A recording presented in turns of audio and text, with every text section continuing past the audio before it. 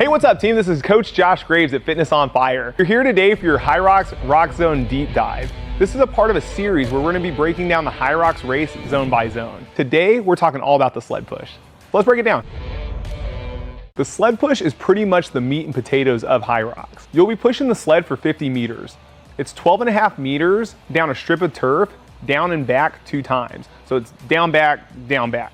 The big question is always, how heavy is this sled? It's heavy, but it varies by division. Women's solo are gonna push 102 kilograms, which is approximately 225 pounds. Women's pro are gonna push 152 kilograms, which is approximately 335 pounds. For the men's solo, they're pushing 152, which is again 335 pounds. And the men's pro push 202 kilograms, which is a 444 pound sled. Whew. Women's doubles team are gonna push the women's weights. The men's double teams are gonna push the men's weights. And then the mixed doubles teams are gonna push the men's weights. The team relay is dependent on the athlete completing the exercise. Women will do women's weight and men will do men's weight.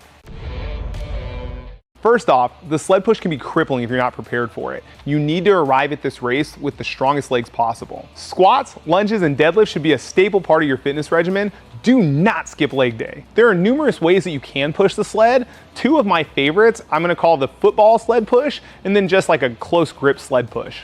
For the football sled push, I'm gonna put my shoulders, biceps, forearms, and hands on the sled, and I'm almost gonna be lifting and pushing the sled at the same time. I'm basically using my entire body into the sled. I've even had head contact with the middle pole of the sled sometimes when I'm pushing it. The other sled push variation is just gonna be arms kind of tucked in, almost elbows into your ribs, with the sled as close to your body as possible.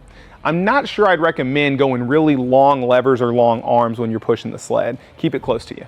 Here's some other things to consider. I would recommend resting before you're exhausted in the sled push.